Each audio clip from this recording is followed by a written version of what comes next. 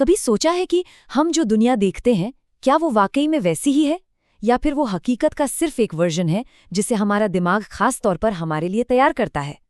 चलिए आज इसी बात की गहराई में चलते हैं और पता लगाते हैं कि हमारा दिमाग दुनिया को सिर्फ देखता नहीं बल्कि उसे बनाता कैसे है। ये सब एक बड़ी दिलचस्प पहेली से शुरू होता है, एक ऐसी पहेली जिसका अनुभव हम सबने कभी ना कभी किया है। सोचिए, दो लोग एक ही इवेंट में जाते हैं, पर बाद में जब बात होती है तो दोनों की कहानियां, दोनों की यादें बिल्कुल अलग होती हैं। भाई ऐसा कैसे हो सकता है? देखिए, इसका जवाब उस इवेंट में नहीं है।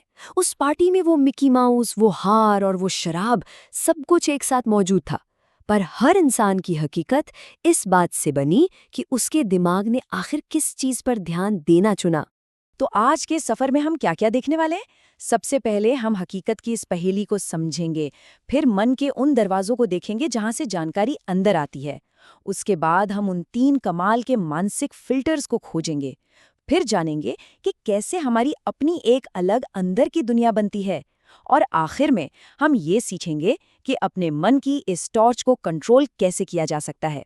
तो चलिए शुरू करते हैं पहले हिस्से से, मन के प्रवेश द्वार। इससे पहले कि हम ये समझें कि मन हकीकत को फिल्टर कैसे करता है, ये देखना जरूरी है कि बाहर की दुनिया की जानकारी आखिर हमारे अंदर पहुंचती कैसे है। इसको ऐसे समझिए, बाहरी दुनिया एक हार्ड कॉपी की तरह है, असली ठोस चीजें और घटनाएं। लेकिन जो हमारे दिमाग के अंदर पहुंचता है वो एक सॉफ्ट कॉपी है, एक ऐसा डिजिटल वर्जन जिसे हमारा मन खुद बनाता है और स्टोर करता है। और जाहिर है, जब भी कोई कॉपी बनती है तो कुछ जानकारी बदल जाती है या फिर खो जाती है। तो इस हार्ड कॉपी वाली दुनिया का हमारे मन में आने का सिर्फ एक ही रास्ता है, हमारी 5 इंद्रियां, जो हम देखते हैं, सुनते हैं, महसूस करते हैं, सूंघते हैं और चखते हैं। बस यही वो 5 दरवाजे हैं जो हमारी अंदरूनी दुनिया की पहरेदारी करते हैं। अच्छा, अब यहाँ से बात और भी ज्यादा दिलचस्प होने वाली है। सिर्फ इसलिए कि कोई जानकारी हमारी इंद्रियों के दरवाजे से अंदर आ गई, इसका ये मतलब बिल्कुल नहीं है कि वो हमारे मन तक पहुंची जाएगी। नहीं, पहले उसे दिमाग के कुछ बहुत ही शक्तिशाली गेट कीपर से गुजरना पड़ता है। ये मिसाल तो एकदम कमाल की है। हमारा दिमाग एक चाय की छन्नी जैसा है। हकीकत जो है वो चाय की पत्तियों का एक बहुत बड़ा ढेर है, लेकिन हमारे कप में यानी हमारे मन में सिर्फ वो छना हुआ सार ही पहुंचता है जो उस छन्नी से गुजर पाता है। और ये छानने का जो प्रोसेस है ना, ये अपने आप चलता रहता है। हमारा दिमाग इसके लिए 3 बहुत ही पावरफुल तरीकों का इस्तेमाल करता है जो हमारे हर अनुभव को एक नया आकार देते हैं। ये हैं डिलीशन, डिस्टॉर्शन और जनरलाइजेशन। तो पहला है डिलीशन यानी हटाना। हमारा दिमाग क्या करता है कि सामने मौजूद जानकारी में से ज्यादातर को तो बस इग्नोर कर देता है। जैसे अगर कोई अभी ये तय कर ले कि इस कमरे में सिर्फ लाल रंग की चीजें देखनी है, तो उस एक पल के लिए बाकी सारे रंग जैसे हरे या नीले उनके लिए मानो मौजूद ही नहीं होंगे। अगला है डिस्टॉर्शन यानी किसी चीज का रूप बदलना। अब मन उस जानकारी को लेता है जिसे उसने डिलीट नहीं किया है और उसे बदल देता है। इसे ऐसे सोचिए जैसे खाना पकाना। हम कच्ची सब्जियां लेते हैं, ये हो गई बाहरी हकीकत, और उन्हें पकाकर एक बिल्कुल नई डिश बना देते हैं। ये हो गया हमारा अंदरूनी अनुभव। और आखिर में आता है जनरलाइजेशन यानी सामान्यकरण। इसी की वजह से हमारा दिमाग बहुत तेजी से सीखता है। मान लीजिए किसी ने एक बार गरम स्टोव को छू लिया तो दिमाग एक जनरल नियम बना लेता है कि भाई सारे स्टोव खतरनाक हो सकते हैं। ये एक तरह का मेंटल शॉर्टकट है जो पुराने अनुभवों का इस्तेमाल करके हमें आज को समझने में मदद करता है। अब जरा इस तस्वीर को देखिए, है क्या इसमें? बस कुछ सीधी टेढ़ी लकीरें और एक गोला।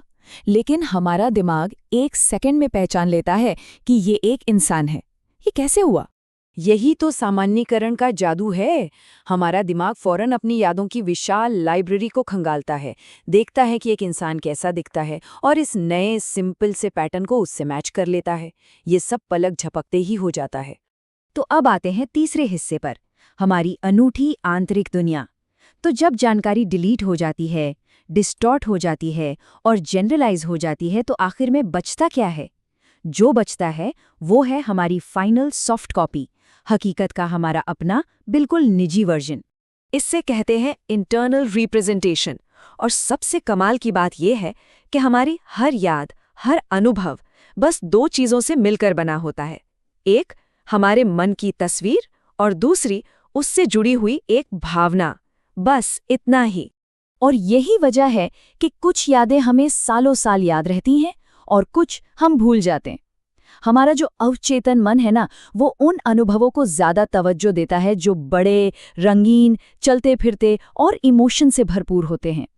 ऐसी यादों को हमारे दिमाग की मेमोरी में एक तरह का वीआईपी ट्रीटमेंट मिलता है। अब आते हैं आखिरी और सबसे जरूरी हिस्से पर, मानसिक टॉर्च को नियंत्रित करना।